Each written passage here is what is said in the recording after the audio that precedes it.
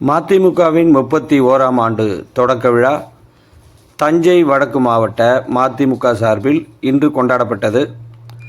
ஆடுதுறையில் கொடியேற்றத்துடன் தொடங்கிய இந்த விழாவில் சாத்தூர் தொகுதி எம்எல்ஏ ரகுராம் சிறப்பு விருந்தினராக கலந்து கொண்டு கொடியேற்றினார்.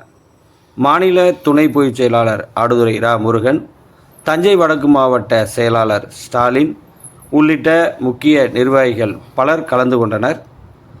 இந்த விழாவில் பேசிய சாத்தூர் எம்எல்ஏ, வருங்காலத்தில் திருவிடைமருதூர் தொகுதியை மதிமுக கைப்பற்றும் என கட்சியினரிடையே நம்பிக்கையை ஏற்படுத்தினார்.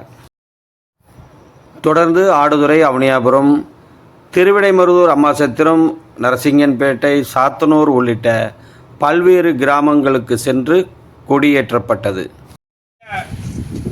31ஆம் ஆண்டு துவக்க விழாவும் எங்களுடைய இளந்தலைவர் சுற்றுச்சூழல் போராளி துரை வைகோ அவர்களுடைய வெற்றி விழாவும் மற்றும் கழகத்தினுடைய கொடியேற்று விழாவும் இன்று சிறப்பாக தஞ்சை வடக்கு மாவட்டத்தின் சார்பாக திருவிடைமருதூர் பகுதியில் கொடியேற்றுவதற்காக சிறப்பான இந்த கூட்டம் நடைபெற்றுக் கொண்டிருக்கின்றது.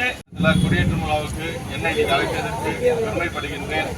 இங்கு வந்து பார்த்தோன்னே எனக்கு ஒரு நம்பிக்கை பிறந்திருக்கு. கண்டிப்பாக இங்கும் நம்ம மதிமுக ஒரு எம்எல்ஏ சீட்டை கைப்பிடிக்கும் என்று ஒரு நம்பிக்கை வந்திருக்கு.